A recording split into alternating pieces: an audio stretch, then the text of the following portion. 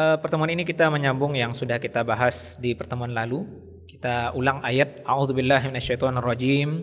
Ma kana li basyarin ay yu'tiyahu Allahul kitaba wal hukma wan nubuwata thumma yaqula lin-nasi kunu ibadan li min dunillah walakin kunu rabbaniyyin bima kuntum tu'allimuna al-kitaba wa bima kuntum tadrusun. ولا يأمركم أن تتخذوا الملائكة والنبيين أربابا أيأمركم بالكفر بعد إذ أنتم مسلمون. Ayat ini kita ambil penggalan kata walakin kunu rabbaniyyin. Jadilah kamu kaum yang rabbani, kaum yang mengambil akhlak-akhlak ketuhanan di ruang yang menjadikan kita menghamba kepada Allah Ta'ala, di ruang yang membuktikan ubudiyah kita kepada Allah Ta'ala. Imam Ghazali rahimahullah setidaknya merinci ada 46 dari 99 al-asma'ul husna yang diberi ruang sebagai jalan ubudiyah, sebagai jalan penghambaan diri kita kepada yang maha mencipta. Maka Bapak dan Ibu, kita sudah mulai dari nama Allah Ar-Rahman di pertemuan lalu, bahwasanya Allah adalah yang maha luas kasih sayangnya. Di situ rata apakah orang yang maksiat ataupun taat, yang kufur dan yang iman tetap mendapatkan rahmah dari makna Ar-Rahman, karena kasih sayang Allah meluasi segala sesuatu. Dan kita sudah menjelaskan contoh-contoh itu di pertemuan lalu. Kita lanjut kepada Al-Asma'ul Husna Ar-Rahim, yang memiliki makna kasih sayang yang khusus. Dan ini hanya diperuntukkan kepada sesama mukmin. Sebagaimana dari Allah Ta'ala, Rahim itu hanya Allah peruntukkan kepada hamba-hambanya yang beriman. Maka Bapak dan Ibu, sebagaimana luar biasanya ulama mujtahid dari kalangan fikih sangat dalam menyimpulkan dan menggali hukum, maka demikian juga kita dapati begitu dalamnya ulama tasawuf menggali dan menyimpulkan akhlak-akhlak mulia yang hadir dari lafaz-lafaz Al-Quran dan sabda Nabi Muhammad SAW. Di antaranya adalah kita menjadi kaum yang rabbani, kaum yang mengambil akhlak ketuhanan sebagai jalan ubudiyah, sebagai jalan penghambaan diri kita kepada Allah dengan menjadi hamba yang rahim, hamba yang penyayang. Bagaimana itu? Imam Ghazali membuat bahasa yang kami rasa cukup dalam dan menyentuh, bahwasanya sifat sayang seorang mukmin kepada sesama menjadikan dia tidak melihat adanya sesama mukmin yang kesusahan, melainkan dia ambil jalan di situ untuk meringankan kesusahan hamba tersebut. Dan kita mendapatkan karunia agung atas itu.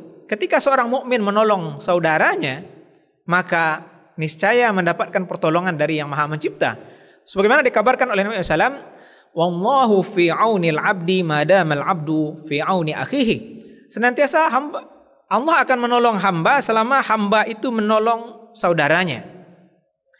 Maka di situ ketika kita memiliki kelebihan harta, kita gunakan untuk menolong sesama mukmin dari sifat rahmah dari nama Allah Ar-Rahim. Kita penyayang kepada sesama mukmin. Kita tidak tega melihat seorang mukmin mengalami kesusahan. Bahkan lebih lanjut kata Imam Ghazali rahimahullah, seandainya kita tidak punya ruang untuk membantu karena memang kita mungkin juga dalam kondisi sulit dan tidak berkelebihan harta, maka jadilah orang penengah. Bagaimana penengah itu? Ini ada saudara mukmin yang susah, kita tidak bisa bantu, tapi ada saudara kita mukmin yang berkelebihan dan mungkin tidak tahu kemana akan bersedekah terkait hartanya, maka jadilah kita penengahnya. Kita menjadi jalan mempertemukan orang kaya yang bersedekah dengan orang miskin yang berhak menerima. Kita tidak bisa membantu dia, tapi kita merekomendasikan agar orang ini layak bantu. Dan itu sudah pasti bermakna kebaikan. Sebagaimana mendukung kemungkaran adalah kemungkaran. Sebagaimana kita dapati dalam surah Al-Mumtahanah, orang yang menolong orang kafir yang mengusir kaum muslimin itu tidak layak mendapatkan loyalitas dukungan dari sesama muslim. Nah demikian juga sebaliknya, ketika kita tidak sanggup bantu secara langsung, tapi kita mempertemukan orang yang bisa membantu kepada orang yang layak dibantu, maka itu adalah amal soleh. Sebagaimana juga kita dapati, menunjukkan kebaikan kepada orang itu sudah sebuah kebaikan. Dan lebih jauh lagi, kalau kita juga tidak bisa level 2 ini, membantu langsung tidak bisa, mempertemukan orang yang bisa membantu juga tidak bisa, kita bisa ke level 3 dari makna rahmah, kasih sayang dari nama Allah Ar-Rahim. Bagaimana itu? Kita merasakan penderitaan saudara kita itu ke diri kita. Kita tidak bisa bantu dia, tidak pula bisa mempertemukan dia dengan orang yang bisa membantu, maka rasakan penderitaannya itu ke diri kita. Andaikan, kata Imam Ghazali, dia ini menderita karena ulah kita, maka kita beribah hati, kita menjadi penyebab dia menderita. Ini hadir dari sifat kasih sayang. Bahwasanya kita menganggap tidak mampunya kita membantu, tidak mampunya kita mempertemukan orang ini dengan orang yang bisa membantu, seakan kita yang menjadi sebab dia menderita dan susah. Jamaah semua, ungkapan yang luar biasa ini menurut kami itu tidak hadir kecuali dari hati yang bersih. Kita menganggap orang lain menderita karena ulah kita, padahal tidak. Tapi rasa itu timbul dari sifat kasih sayang. Inilah luar biasanya kita lihat ketika kita berusaha menjadi kaum yang Rabbani, kaum yang meniru sifat ketuhanan sebagai jalan ubudiyah, sebagai jalan menghamba kepada Allah Ta'ala. Kemudian kita lanjut dengan waktu. Kita mengambil ayat di dalam surah Ali Imran untuk masuk kepada nama Allah yang ketiga, yaitu Allah Al-Malik. Kita mendapati ungkapan Al-Quran, A'udzubillahi minasyaitonirrajim, Qulillahumma malikal mulki tu'til mulka man tasha' wa tanzi'ul mulka mimman tasha'. Wahai Allah yang maha memiliki seluruh kerajaan, Engkau memberikan kekuasaan kerajaan kepada siapa yang Engkau kehendaki, dan Engkau juga mencabut kerajaan atau kekuasaan dari orang yang Engkau kehendaki. Jamaah semua, Allah adalah Al-Malik, Allah adalah Raja di Raja. Maka mari kita usahakan pula diri kita seluruhnya menjadi raja. Bagaimana itu? Ialah dengan menjadikan al-qalbu, jantung hati kita yang salim, yang selamat, yang lurus, menjadi raja di atas kerajaannya.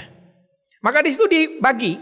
Pertama ada raja, yang kedua ada tentara atau prajurit, dan yang ketiga ada rakyat.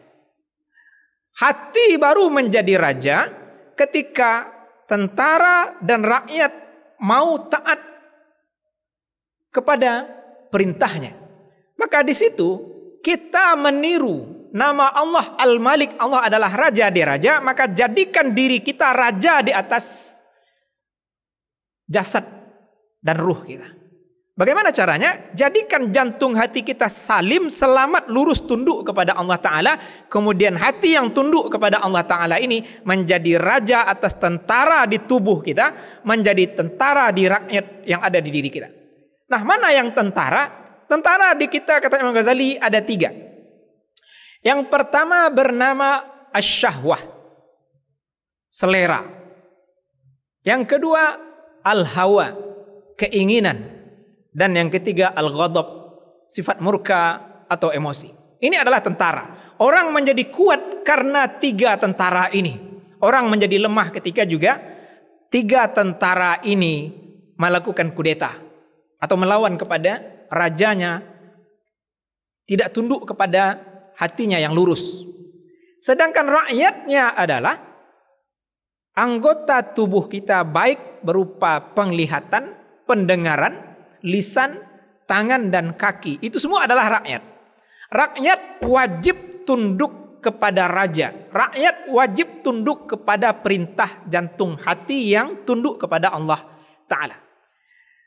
Maka yang celaka adalah ketika orang rajanya justru dijadikan budak, disuruh-suruh oleh mata, oleh rakyatnya, disuruh-suruh oleh prajuritnya, disuruh-suruh oleh hawa nafsu dan sifat emosi dan murka dalam dirinya.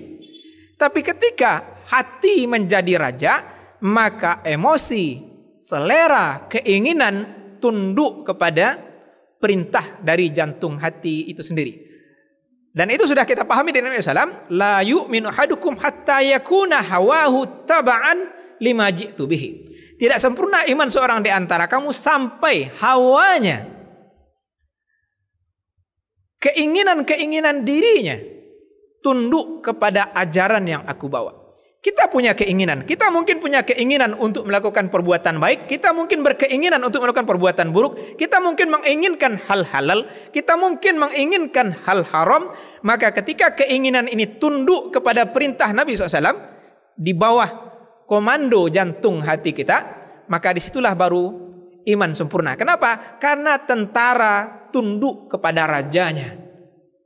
Tapi kalau sampai hati justru tunduk kepada keinginan hawa nafsu, hati menerima saja perintah apa yang diinginkan oleh hawa nafsu tanpa bisa membedakan halal haram, maka sebenarnya orang itu tidak bisa menjadi raja. Dia akan selalu menjadi budak. Dia tidak akan naik derajat. Maka jamaah semua, mari kita latih jantung hati kita menjadi al-malik, menjadi raja yang mengatur para tentara, mengatur rakyatnya. Maka jantung hati yang tunduk kepada Allah Ta'ala ini pasti memberikan perintah kepada rakyatnya. Mata, kamu lihat itu. Maka semestinya hati yang menjadi raja dalam ibadah Jumat menyuruh matanya melihat kepada khatib. Karena inilah yang dilakukan oleh generasi terbaik, para sahabat radhiyallahu anhum. Mereka ketika Nabi berkhutbah tidak tidur, tapi justru mengarahkan wajah dan mata mereka kepada Nabi SAW berkhutbah. Itu mata yang menjadi rakyat. Dia taat kepada perintah raja. Tapi ketika hati jadi budak, maka kita dapati di Jumatan, orang justru matanya jadi raja. Rakyat mengkudeta rajanya sehingga hatinya kalah menyetujui keinginan matanya untuk tidur di waktu ibadah Jumat. Itu rakyat yang bermaksiat, rakyat yang kudeta kepada rajanya. Demikian juga kita dapati soal tentara tadi. Emosi adalah tentara. Kita bisa menggunakan tentara ini. Sifat emosi itu bermanfaat dan juga berbahaya. Tentara bisa bermanfaat, bisa berbahaya. Kapan tentara jadi berbahaya? Ialah ketika kekuatan dari tentara ini digunakan untuk keburukan. Sebaliknya tentara berguna ketika digunakan untuk kebaikan. Maka di situ orang yang menggunakan tentara amarahnya, emosinya, ghadabnya untuk hanya marah mengikuti perintah syaitan, maka sebenarnya waktu itu hatinya sudah jadi budak. Karena yang menjadi raja adalah sifat emosi tentara yang sudah mengkudeta ini. Tapi orang yang menjadikan hatinya raja, dia bisa memilah. Dan itu sudah dibuktikan oleh yang mulia Muhammad SAW ketika beliau menjadikan hatinya menjadi raja. Sifat emosi beliau sangat terkendali. Sehingga beliau sendiri mengabarkan, laisa syadidu bisur'ah, walakinna syadid alladhi yamliku nafsahu indal ghadab. Bukan orang kuat yang bisa membanting, tapi orang kuat adalah orang yang menguasai dirinya ketika dia emosi, ketika dia marah. Maka kemarahan adalah tentara, dia bisa atur. Tentara tidak berbuat sekehendak hatinya, tetapi tentara mengikuti perintah. Dan kita sama mengetahui dalam perjalanan dunia ini termasuk mungkin TNI, ketika tentara tunduk perintah, maka mereka memang hanya mengerjakan yang disuruh oleh perwira mungkin. Tapi ketika tentara tidak taat perintah, yang terjadi adalah mungkin di antara mereka ada yang saling berbunuhan atau saling menyerang kepada pasukan di bawah satu komando. Itu sudah sering kita dengar. Kenapa? Karena tentara tidak taat perintah. Maka jamaah semua, kita harus memahami bahwasanya tiga kekuatan ini adalah tentara. Jangan sampai dia menjadi raja. Jangan biarkan dia kudeta kepada jantung hati. Dia harus taat kepada jantung hati. Keinginan taat kepada jantung hati, maka dia tidak berkeinginan kecuali yang menjadikan Allah redha sesuai perintah jantung hatinya. Selera, kita semua mungkin berselera. Laki-laki mungkin berselera kepada perempuan cantik. Tapi selera ini ketika dia menjadi budak, dia menjadi tentara, dia akan mentaati perintah jantung hati. Saya akan arahkan selera saya sesuai yang halal saja. Maka di sana akan terjadi hal yang luar biasa bernama kita menganggap hal halal lebih baik dibanding hal haram. Tapi sebaliknya terakhir, orang yang menjadikan tentara sudah kudeta, maka tentara ini tidak bisa membedakan halal haram. Asal selera terpuaskan, tidak ada timbang baik dan buruk. Maka disitulah mungkin kita mendengar orang tidak bisa membedakan antara mertua dan istri, dua-duanya dilahap. Kenapa? Karena tentara sudah kudeta, tidak taat kepada perintah jantung hati. Maka jamaah, semoga kita berhasil menjadikan jantung hati kita jadi raja, sehingga dia mengatur tentara yang tiga ini, mengatur rakyat agar mata ini taat kepada perintah, agar kaki taat kepada perintah berjalan sesuai syariat, agar tangan memegang sesuai syariat, agar telinga juga mendengar sesuai syariat. Demikian juga lisan dan seluruh anggota tubuh kita. Demikian kita akhiri. Subhanakallahumma bihamdika nasyhadu an la ilaha illa anta nastaghfiruka wa natubu ilaik. Amin rabbal alamin. Wassalamualaikum warahmatullahi wabarakatuh.